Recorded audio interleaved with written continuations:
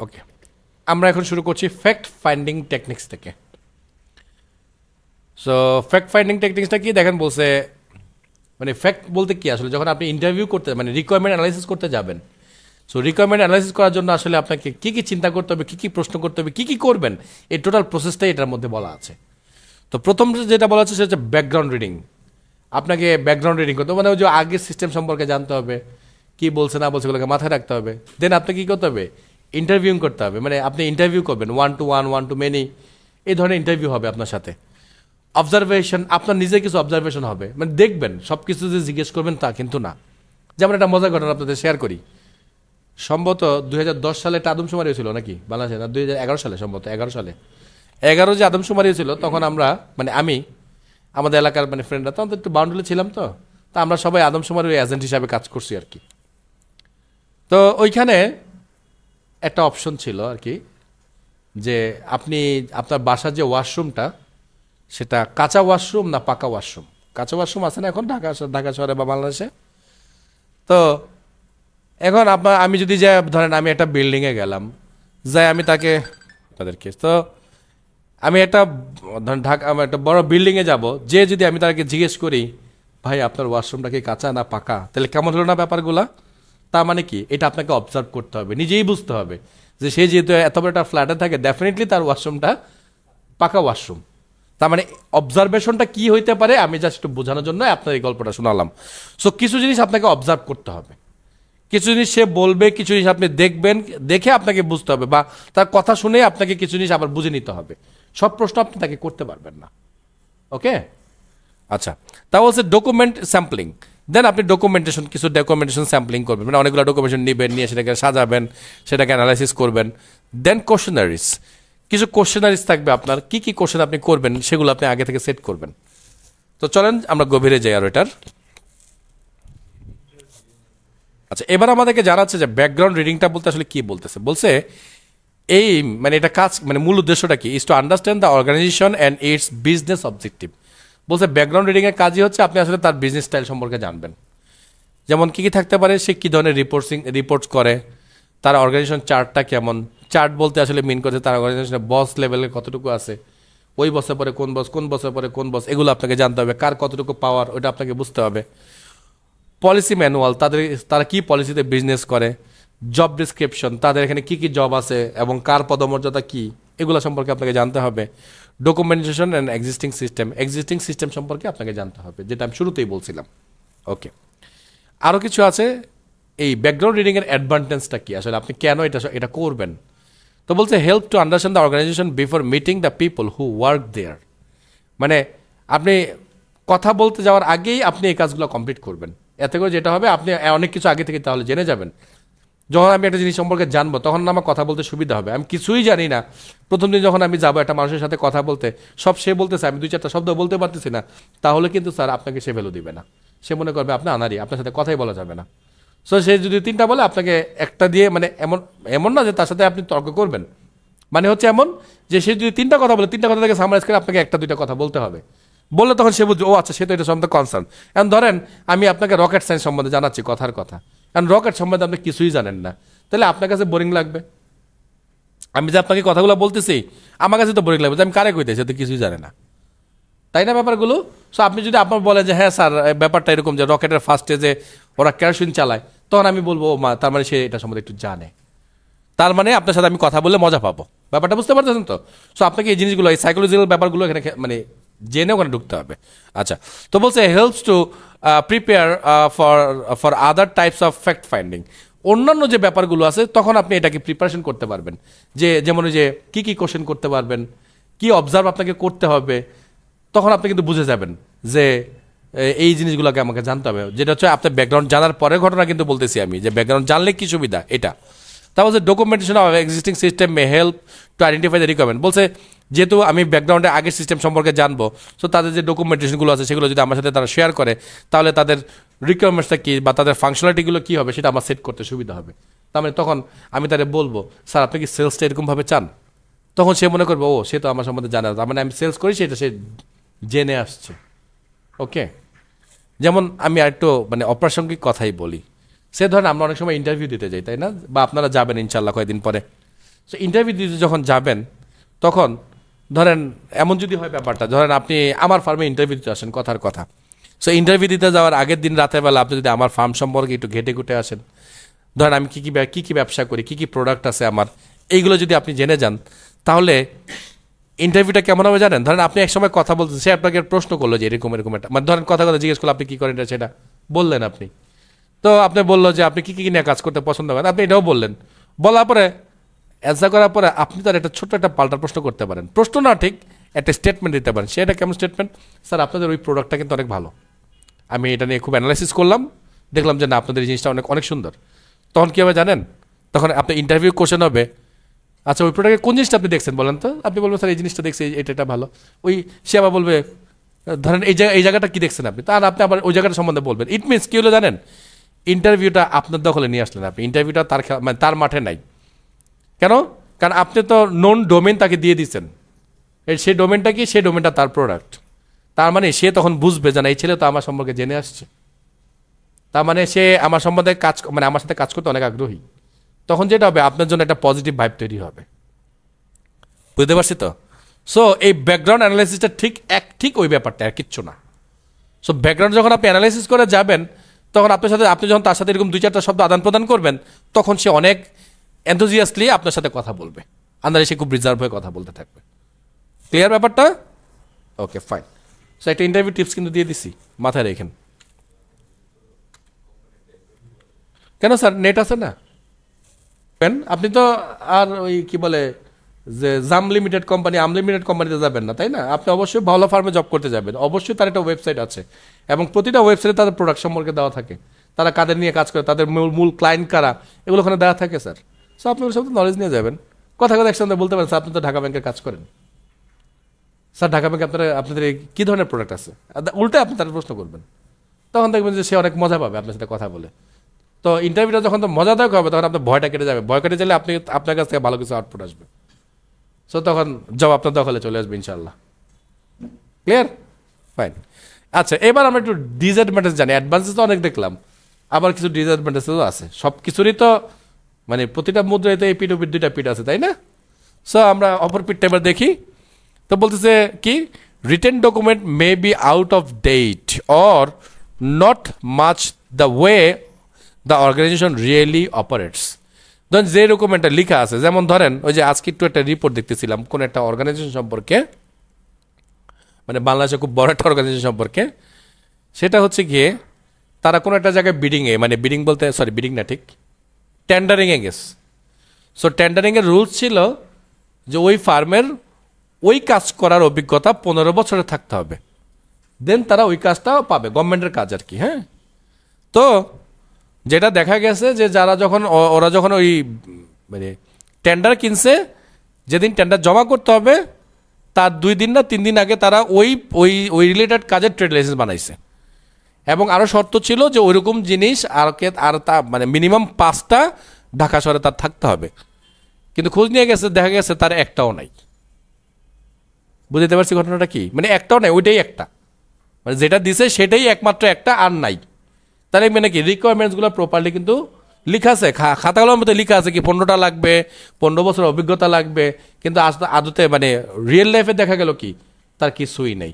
So documentation তো আমরা যখন লেখালেখি করি, লিখতে তার কম লিখি না, এটা করি সেটা করি আসলে কাজের সময় কিছুই করি না। তো এটাই বলতেছে যে তোমার কাছে যদি এমন ডকুমেন্ট চলে আসে যেটার মধ্যে অনেক কিছু লেখা আছে, কিন্তু ওটা অনুযায়ী আসলে বিজনেস বা মানে অর্গানাইজেশন অপারেটই করে না, তাইলে তো ওই ব্যাকগ্রাউন্ড পড়তে আপনার মানে পুরোটাই পণ্ডশ্রম।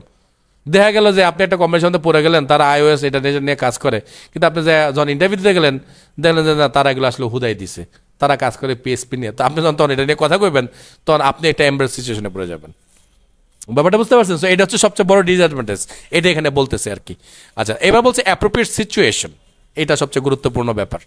এবার বলছে analyst is not familiar with organisation initial stage of fact finding.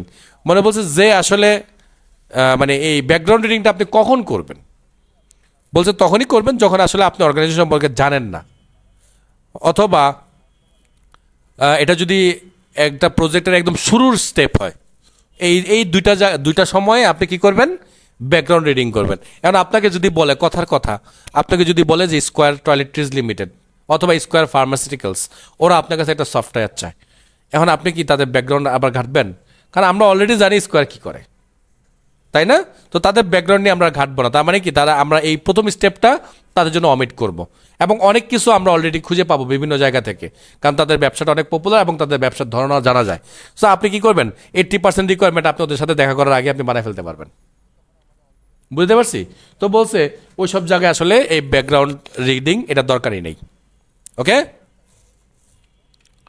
এবার বলছে ইন্টারভিউইং। আপনি যে এই ইন্টারভিউ করবেন, কিভাবে করবেন কি এটা জানি আমরা। বলছে aims to get and depth understanding of the organisation objectives, user requirements and peoples role. Interview আপনি এই কারণেই করবেন কারণ ইন্টারভিউ করে আপনি জানবেন যে অর্গানাইজেশনের মূল উদ্দেশ্যটা কি, তাদের ইউজারদের মানে তারা যে এটা ব্যবহার করবে কী কারণে ব্যবহার করবে, কীভাবে ব্যবহার করতে চায়, এবং এটা যারা ব্যবহার করবে তাদের রোলগুলো কী হবে। কারণ এটা আপনি ব্যাকগ্রাউন্ড রিডিং করে পাবেন না, ব্যাকগ্রাউন্ডে এত কিছু দেওয়া থাকবে না। ইনক্লুডস বলছে managers to understand objectives. So দেখেন আপনার ম্যানেজারের সাথে ইন্টারভিউ করতে পারি তাদের উদ্দেশ্য জানার জন্য। Staff to understand role and information, তাদের স্টাফ সম্পর্কে আমরা জানতে পারি, তাহলে কোন স্টাফে কী রোল কী ভূমিকা আছে সেই অনুযায়ী সিস্টেম আমার জন্য তার জন্য রোল রাখতে হবে না। এখন ধরেন এটা পিয়নের জন্য আমি একটা সিস্টেম বানাই, মানে সুবিধা আছে, পিয়নও আমার সিস্টেম ইউজ করতে পারবে। কারণ পিয়ন সিস্টেমের মধ্যে ঢুকে দেখে যে তার আরেকটা কলিগ পিয়ন সে তাতে 5,000 টাকা বেতন বেশি পায়, তাই হয়তো হামদম লাগাই দিব, জামলা লাগাই দিব না। আমিও পিয়ন তুমিও পিয়ন, তুমি আমার 5,000 টাকা বেশি পাও কেন? মানে আমি এটা বুঝে দিতে চেয়েছি পিয়নের তো আসলে এটা দেখারই কথা ছিল না, কিন্তু সে দেখতে পেলো কেন? সো সেই জন্য এটা দেখতে না পায়, এটা আমাকে আগে বুঝতে হবে যে তার ক্ষমতা কতটুকু, এটা জানতে হবে। সো এটার জন্য আমার অবশ্যই ইন্টারভিউ করতে হবে। বাবাটা বুঝতে পারছি? Okay, then customer and the public as a potential user.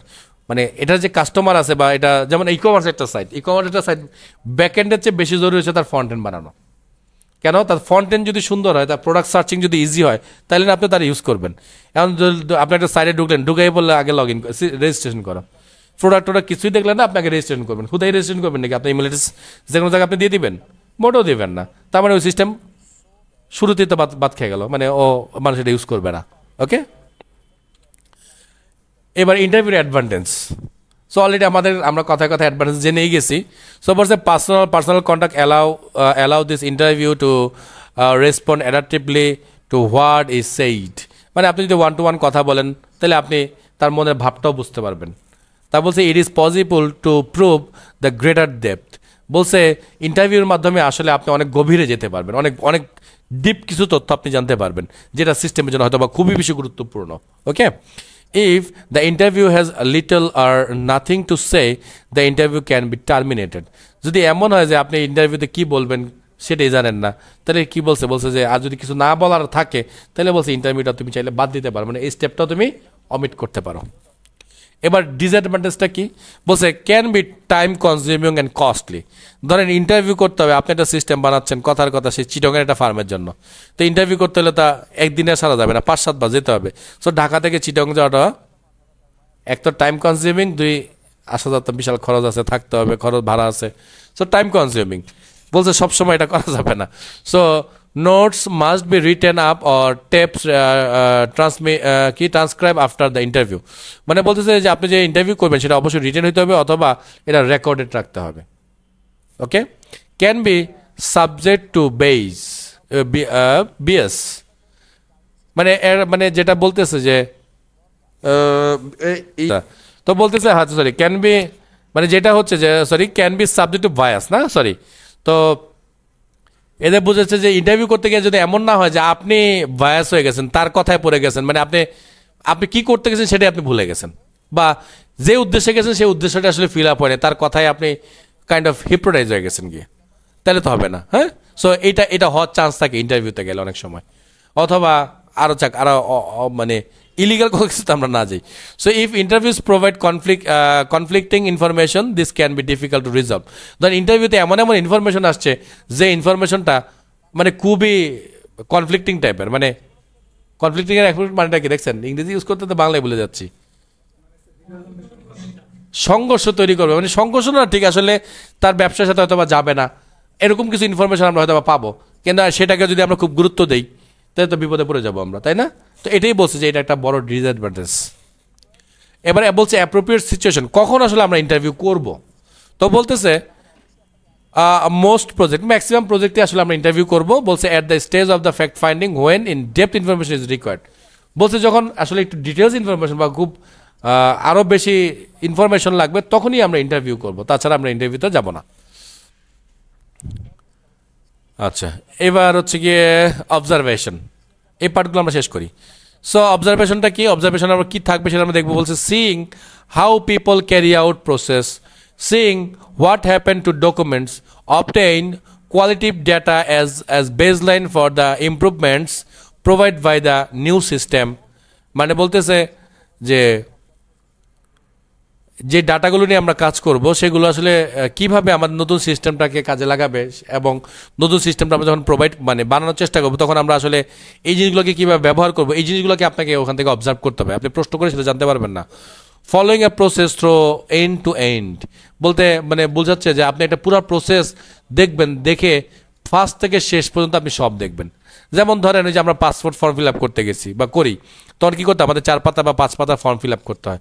So আপনি 2 পাতা ফর্ম ফিল আপ করে দেখে চলে আসছেন, আর বাকি 2 পাতা দেখেনি নেই, মনে করছেন এ নেই মনে শেষ, তাহলে তো এই টাকা হইলো না, অবজারভেশনটা আপনার ভুল হইলো। সেই জন্য বলতেছে পুরো এন্ড টু এন্ড, মানে পুরো প্রপারলি দেখে আসতে হবে ওইটাকে। আচ্ছা, so can be open ended or based on schedule. বলছে যে মানে আপনি যখন তখন যা করতে পারেন, অথবা আপনি এটা নির্দিষ্ট শিডিউলে যাবেন, যে তখন করতে পারেন। ধরেন আপনি অফিস খোলা বন্ধ ফ্রাইডেতে, আপনি ফ্রাইডে যাই উঠলেন, তাই তো হবে না। তার মানে আপনাকে অবশ্যই এটা শিডিউল মাফিক যেতে হবে যখন তাদের অপারেশন হয়। আবার এমন হয় যে তারা সকালবেলা খুব ভালো কাজ করে, তখন আপনি সকালবেলা যাবেন, বা দুপুরবেলা তাদের কাজ বেশি হয় তখন দুপুরবেলা যাবেন, যেন আপনি আসলে অবজার্ভটা ভালো করে করতে পারেন। অ্যাডভান্টেজ থেকে বলছে first hand experience of how the system operate, মানে আপনি খুব সহজে একটা ভালো এক্সপিরিয়েন্স পেয়ে যাবেন। High level of validity of the data can be achieved, মানে আরও ভালো কিছু ইনফরমেশন পাবেন, যেটা আসলে আপনার কি বলে যে আপনার ডাটা গ্যাদারিংটা আরও বেশি রিচ করবে, কজ আপনি অবজার্ভ করতেছেন, দেখতেছেন কীভাবে হচ্ছে জিনিসগুলো। ভেরিফাইস ইনফরমেশন ফ্রম আদার সোর্সেস, আপনি মানে লিখিত একরকম পাইছেন আর দেখতে গিয়ে আরেক রকম পাইছেন, তাই তো আপনার ঝামেলা হলো। যদি দেখেন যে লিখিত যা করছেন তাও ঠিক আছে, আবার যখন অবজার্ভ করতে গেছেন তখন অলমোস্ট সেম জিনিসই, তখন আপনি কনফার্ম বলেন যে না ঠিক আছে, তাহলে এই সিস্টেমটা okay. Okay, allow the collection of the baseline database, মানে এটা হচ্ছে কি আপনাকে একদম মানে বেসলাইন বলতে সব ধরনের ডাটা আপনি দেখতে পাবেন, কারণ আপনি যেহেতু দেখতেছেন আপনি টোটাল জিনিসটাকে অবজার্ভ করবেন এবং পুরো জিনিসটাকে আপনি ভালো করে বুঝে ওখান থেকে ব্যাক করবেন। এবার ডিসঅ্যাডভান্টেজ দেখেন কি বলছে, people don't like being observe and May behave differently. আচ্ছা, খুব সিম্পল, যদি আপনি দেখেন যে রাস্তায় আপনাকে পেছন পেছন কেউ ফলো করতেছে, তাহলে আপনি কি করবেন? আপনি যেখানে যাওয়ার কথা সেখানে না যেটা আশপাশে ঘোরাঘুরি করবেন, এমন হতে পারে সেখানে না যা বাসা ফেরত আসতে পারেন। তাহলে আপনি যখন দেখবেন, মানে আপনি যখন কাউকে অবজার্ভ করতে যাবেন, এমন হতে পারে যে সে অবজার্ভ করার সময় খুব বেশি মানে ফিটফাট হয়ে গেল, মানে সে আজীবন অকাজ করে বেড়াইছে, কিন্তু যেদিন আপনি অবজার্ভ করতে গেছেন সেদিন খুব ভালো ফিটফাট হয়ে গেল। তো আপনি তো দেখে আসছেন সে তো এইভাবে কাজ করে, কিন্তু আসলে তো আদৌ সে এইভাবে কাজই করে না, তাহলে তো আপনার এই অবজারভেশনটা প্রপার হবে না, মানে ভুল ইনফরমেশন ক্যারি করবে। তারপর যে রিকোয়ার্ড ট্রেনিং অ্যান্ড স্কিল, যে এই অবজারভেশন যে আপনি করবেন এটার জন্য আপনাকে ট্রেনিং লাগবে, আপনি স্কিল লাগবে, আপনাকে আগে বুঝতে হবে যে সেই লোকটা আমি যে জিনিসটা দেখতেছি আসলে আমার দেখাটা প্রপার দেখা হচ্ছে কিনা, বা আসলে যেটা আমি দেখতেছি সেটা অ্যাকুরেট মানেটা কি, তার মানে এটাতে আপনাকে আগে বুঝাই দিতে হবে। সো এটা একটা ট্রেনিংয়ের ব্যাপার আছে। তারপর বলছে logistical problem for the analyst with staff who work shift or travel long distance. ধরেন শিফট হয়ে যদি কাজ করে, অথবা ধরেন একটা লোক আছে সারাদিন সেলসেই থাকে কিন্তু সেও সিস্টেমের ইউজ করে ঘুরতে ঘুরতেই, এখন তারে আপনি ধরবেন কোত্থেকে, তারা অবজার্ভ করবেন কেমন, সারাদিন তার পেছন পেছন ঘুরবেন? বলছে না, এটা করা যায়, মানে এটা একটা বড় সমস্যা। Ethical problem with personal data, বলছে অবজার্ভ যখন আপনি করতে যাবেন তখন যেটা হবে যে তার পার্সোনাল ডাটা ওখানে নিয়ে কাজ করবে, সে মানে তখন যেটা হবে যে মানে আপনি একটু আনইজি করবেন না, সে হয়তো আনইজি করবে যে আমি আমার পার্সোনাল ডাটা দিব না। পাসওয়ার্ড দেওয়ার সময় দেখা যাচ্ছে আপনি চোখগুলো বড় বড় করে দেখে চাই রয়েছেন যে হে পাসওয়ার্ড দিতেছে, তো হে তো মনে করবো যে আমার পাসওয়ার্ড সে দেখা লাইতেছে। মানে এই ব্যাপারগুলো এই অবজারভেশনে এই সমস্যাগুলো হয় আসলে। ওকে, এবার বলছে অ্যাপ্রোপ্রিয়েট সিচুয়েশন, আসলে আমরা কখন এটা করব? বলছে when quantitative data is required, মানে অনেক বেশি মানে মানে কি বলবো যে মানে আরো ভাস্ট ইনফরমেশন বা আরো প্রপার ইনফরমেশন যদি আপনি নিতে চান, তখন আপনাকে আসলে অবজারভেশনটা দিতে হবে to verify information from the other source. Observation আমরা এই কারণেই করবো, ধরেন আমাকে বলছে একটা লোক যে নাজমুল আসলে খুব একটা ভালো ছেলে না, তাহলে আমি কি করব, আমি আবার তাকে অবজার্ভ করব যে আসলে সে সত্যি বলছে কিনা। তার কথা যদি আমি বিশ্বাস করে ফেলি, সে তো ভুলও বলতে পারে, তাই না? সো অবজারভেশনটা এই কারণে আমরা করব যে শোনা কথা একরকম হয়েছে আর আমি দেখতে গিয়ে আরেক রকম পাইলাম, তাহলে অবশ্যই আমাকে অবজার্ভটা খুব জরুরি ছিল। when conflicting information from other sources need to be resolved, মানে আদার সোর্স থেকে আমি একটা ইনফরমেশন পেয়েছি, যেটা একটু আগে বললো, মানে এখানে বলছে যে ওরা যে ইনফরমেশন দিছে আমি যাই দেখি তা আসলে প্রপার না, তাহলে আমাকে কি হবে, এই কনফ্লিক্টটা তো আমি দূর করতে পারবো যদি আমি অবজারভেশনে যাই। তাহলে when a process need to be understand from start to finish, আপনি একটা প্রসেসকে প্রপারলি দেখতে চান যে কিভাবে শুরু হয় কিভাবে শেষ হয়, তাহলে আপনাকে কি করতে হবে, অবশ্যই অবজারভেশনে যেতেই হবে, এছাড়া বিকল্প কোনো উপায় নেই। ওকে, এ হচ্ছে ডকুমেন্টেশন স্যাম্পলিং। ডকুমেন্টেশন স্যাম্পলিংয়ে যেটা করে আমরা সরাসরি ইনক্লুডসে চলে যাই, মানে এটা কেন দরকার হচ্ছে, obtain the copy of the MT and complete document, বলতেছে এটা মানে এটা কমপ্লিট ডকুমেন্ট হতে পারে বা ছাড়া ছাড়া ডকুমেন্ট হতে পারে। Containing the number of the form field in the and line, মানে বলছে যে আপনি যে ফর্মটা দেখবেন সেই ফর্মের মধ্যে কতগুলো ফিল্ড আছে কতগুলো লাইন আছে এগুলো আপনি ওখানে থেকে দেখতে পারবেন, মানে ওগুলো আপনি ওখানে রাখবেন। তারপর screenshot of existing computer system, আপনি এক্সিস্টিং সিস্টেমের যদি সম্ভব হয় স্ক্রিনশট আপনি এখানে অ্যাটাচ করে রাখবেন। আচ্ছা, অ্যাডভান্টেজ কি ফর গ্যাদারিং কোয়ান্টিটিভ ডাটা, এখানেও একই কথা বলছে যে আপনি আরও ডেপ ডাটা বা ওই জিনিসটাকে আরও ভালো করার জন্য আপনি ডাটাগুলো আরও ভালো ডাটা পাবেন। For finding out about errors rate, তো আপনি ডকুমেন্টেশন এইখানে এটা চেক করে যেটা পাবেন যে আপনি কাজ করতে গিয়ে কতবার আপনি ফেল হচ্ছেন বা ইরোরলেস হচ্ছে কতটুকু, সেটা আপনি এখান থেকে জানতে পারবেন। অ্যান্ড ডিসঅ্যাডভান্টেজ কি not helpful if the system is going to be change dramatically, বলছে যদি এমন হয় যে পুরো সিস্টেমটাই বিশাল চেঞ্জ হবে, আগের সিস্টেমের সাথে নতুন সিস্টেমের মিল 10%ও নাই, তখন এই ডকুমেন্টেশন স্যাম্পলিং করে কোনো লাভ নেই, মানে তার আগের ডকুমেন্ট দেখে আমি তাহলে করবো কি, কারণ আগের সিস্টেম তো অলমোস্ট 90% বাতিল হয়ে গেছে, তাহলে ওটাকে আমি ইউজ করবো না। ওকে, এবার অ্যাপ্রোপ্রিয়েট সিচুয়েশন বলছে always use the understand the information in it, বলছে আমরা ইনফরমেশন গ্যাদার করতে পারবো, মানে যে ইনফরমেশন দরকার সেগুলো আমরা ওখান থেকে পাবো। Large volume of data are process, মানে অনেক বড় ভলিউম মানে ডাটা সম্পর্কে আমরা এখান থেকে মানে প্রসেস করা ওয়েট আমরা জানতে পারবো। ইরোর রেটটা কী অবস্থা সেই সম্পর্কে আমরা জানতে পারবো, মানে ইরোর রেট যদি খুব বেশি হয় তখন আমাদের এটা লাগবে যে কেন ইরোরগুলো হচ্ছে, আমরা এগুলো থেকে দেখে বের করবো। এবার আমরা দেখবো কোশ্চেনারিজ। তো কোশ্চেনারির কাজ কি, এখানে বলছে postal, web base and email questionnaires, মানে আপনার কোশ্চেনগুলো কেমন হতে পারে, মানে কীভাবে হতে পারে, আপনি চিঠিতে কোশ্চেন পাঠাতে পারেন, ওয়েবের মাধ্যমে ফর্মের মাধ্যমে কোশ্চেন করতে পারেন, মেইলের মাধ্যমে আপনি কোশ্চেন করতে পারেন, আবার ওপেন এন্ডেড আর ক্লোজ কোশ্চেন করতে পারেন, মানে সরাসরি কোশ্চেন করতে পারেন অথবা সিক্রেটলি কোশ্চেন করতে পারেন। আবার বলছে গ্যাদারিং অপিনিয়ন অ্যাজ এ, মানে আপনি অপিনিয়ন রিসিভ করতে পারেন যে তার আপনি যে মত দিবেন তার মতের সাথে আপনার মত মিলছে কিনা, এই জিনিসও আপনি জানতে পারবেন এই জায়গাটা থেকে। এইটা হচ্ছে একটা কোশ্চেন ফর্ম, বলছে একটা কোশ্চেন ফর্ম এরকম হতে পারে যে আমরা যেটা দিয়ে কোশ্চেনগুলো তাদেরকে করবো। দেখেন কি কোশ্চেন আছে, ইয়েস নো কোশ্চেন, মানে ম্যাক্সিমাম কোশ্চেনগুলো আপনি চেষ্টা করবেন যে বলছি খুব কমের মধ্যে শেষ করতে, যেন তার যেন সময় আসলে খুব বেশি না লাগে।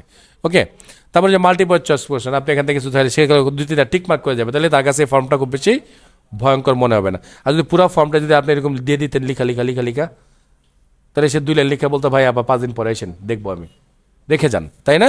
বাট এরকম একটা ফর্ম হলে সে বলবে যে আমি আপনাকে 5 মিনিট সময় দিচ্ছি, আপনি করে নেন এর মধ্যে, তো আপনি ধামধাম করে ফেলবেন। ক্লিয়ার? সো অ্যাডভান্টেজ কি, সো ইকোনমিক, মানে বলছে economical weight of gathering information from large number of people, বলছে যে ধরেন আমি যদি 100 জন মানুষের সাথে ইন্টারভিউ করতে চাই, তাহলে আমি যদি এরকম একটা অনলাইনে ফর্ম বানায় তাদের সবাই পাঠিয়ে দিই, তারা তাদের কনভিনিয়েন্ট টাইমে যদি ওটা ফিল আপ করে দিল, তাহলে কী হলো, আমার জন্য এটা অনেক অনেক কস্ট সেভিং হইলো, যাইতে হইলো না, 100 জনের সাথে বসতে হলো না, 100 জনের সাথে সময় নিতে হলো না। Effective way to gathering information from people who are graphically dispersed, মানে ধরেন একজন আমেরিকা থাকে একজন লন্ডনে থাকে, এদের সাথে আমাকে ইন্টারভিউ করতে হবে, ধরেন হয় না এরকম যে বড় বড় কোম্পানির বসগুলো হয় কানাডা থাকে নাহলে আমেরিকা থাকে, এগুলোকে কথা বলতে হবে, তাহলে আমি কী করবো, কোশ্চেন পাঠিয়ে দেবো, সে পয়সা ফিল আপ করে দিবে, তাহলে মানে আমি তার কোশ্চেন অ্যান্সার পেয়ে গেলাম। তা well design questionnaires can be analyse by computer, বলছে আপনি যদি কোশ্চেনটাকে খুব প্রপারলি করতে পারেন তাহলে ওই কোশ্চেনকে আপনি চাইলে কম্পিউটার দিয়ে অ্যান্সার বানিয়ে নিয়ে আসতে পারবেন। যেমন আমরা যদি গুগল ফর্ম বানাই ওটার সাথে একটু প্রোগ্রাম করে দিই, দেখবেন গুগল ফর্মে আপনাকে খুব সুন্দর অ্যান্সার করে দিবে, যত অ্যান্সার আসবে তারপর আপনাকে এটা সামারি বানায় ফেলবে, তো সামারি দেখে আমরা খুব সহজে বুঝে ফেলতে পারবো কী হয়েছে, তার মানে ওই 100টা কোশ্চেন নিয়ে আমাকে বৈশা ঘেটে দেখতে হবে না। ওকে, এবার ডিজাইন বেসিস বলছে good questionnaires are difficult to design, বলছে আপনি কোশ্চেন করবেন, কোশ্চেনগুলো যে ভালো কোশ্চেন হইতে হবে, এটা বানানো আসলে কষ্টকর। তো বলছে no automatic way to following up your problem more deeply. বলছে অটোমেটিক কোনো সিস্টেম নেই, আপনাকে অবশ্যই ম্যানুয়ালি কাজটা করতে হবে। Postal questionnaire is suffer from low response rate. ধরেন আপনি একটা সিটি পাঠালেন, সিটির মাধ্যমে পাঠালেন, সেটা দেখলো, পাইলো কি পাইলো না, অ্যান্সার দিল, দিয়ে আবার সে পাঠাইলো কি পাঠাইলো না, এ বলছে এটাতে আসলে সাকসেস রেটটা অনেক কম, রেসপন্স আসে না বললেই চলে। এবার বলছে অ্যাপ্রোপ্রিয়েট সিচুয়েশন, কখন আসলে আমরা এই কাজগুলো করবো, বলছে when views large number of people need to obtain. মানে বলছে অনেক বড় অনেক অনেক অনেক মানুষের সাথে যখন আপনাকে কথা বলতে হবে, তখন আসলে আপনি এই পদ্ধতি অ্যাপ্লাই করবেন। ওকে, ধরেন 100 জন মানুষের সাথে কথা বলতে হবে, তো তখন আমি এই পদ্ধতিতে চলে যাবো। আর যদি 2-4-5 জনের সাথে কথা বলতে হয়, তাহলে আমি ইন্টারভিউতে যাবো সরাসরি। When staff of organisation are graphically displace, মানে বলছে ধরেন যদি মাল্টি ন্যাশনাল ফার্ম হয় আর যদি বিভিন্ন দেশে জব করে, তখন তো আপনার যাওয়া সম্ভব না সবার কাছে কাছে, তখন আপনি কোশ্চেনাইজ করবেন। For system that will be use by the general public and profile of the user is required. যদি সিস্টেমটা ধরেন সাধারণ পাবলিকরা ব্যবহার করে, তাহলে আমরা সাধারণ পাবলিকদের কিছু প্রোফাইল এগুলো সম্বন্ধে একটু জানবো, দেখবো যে কীভাবে এগুলো ম্যানেজ হচ্ছে আর কি। এটা কি ছিল কোশ্চেনারিজ, এতটুকুই পার্টের। আচ্ছা, এবার আমরা দেখবো user involvement. So variety of stock holder, বলছে সিনিয়র ম্যানেজমেন্ট, মানে স্টক হোল্ডার কারা সেটা আমাদেরকে জানাচ্ছে। Financial manager, managers of user departments, মানে বিভিন্ন ইউজার ডিপার্টমেন্টসের manager, representative of use of the system, মানে এরা সবাই হচ্ছে আসলে ইউজার ওইটার মধ্যে আর কি। আরও কিছু আছে ডিফারেন্ট রোল, বলছে সাবজেক্ট অফ ইন্টারভিউস, তা বলছে representative on project committees, evaluators of the prototype, tester, trainer, মানে বলতেছে যে আসলে একটা সিস্টেমের সাথে কত ধরনের ইউজার থাকতে পারে, মানে মানুষ কানেক্টেড থাকবে, তার একটা লিস্ট আমাদেরকে দিছে। তারপর সবার শেষে হচ্ছে এন্ড ইউজার।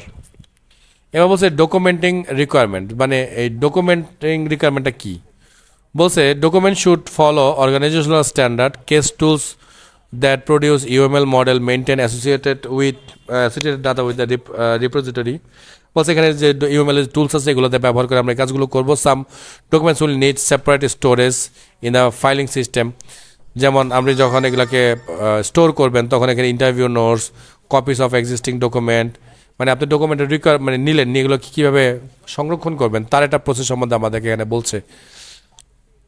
আরও এখানে বলছে যে document should be kept in a document management system with version control, মানে বলছে যে ভার্সন কন্ট্রোল করবেন। আপনি ভার্সন কন্ট্রোল কেন করবেন, ধরেন আপনি যখন গেছিলেন ওর সাথে কথা বলতে, তখন অল্প কথা বলছে, আপনি আবার যখন আপনি এটাকে সামারাইজ করছেন, তখন আপনি একটু বাড়াইছেন, আবার যখন অ্যানালাইসিস করছেন তখন আবার কমাইছেন, বলছে সবগুলো কপি আপনি আপনার কাছে রাখবেন, মানে ফাইনাল অ্যানালাইসিস হয়ে গেছে বলে আগেরগুলো ফেলে দিবেন, এটা যেন না ঘটে।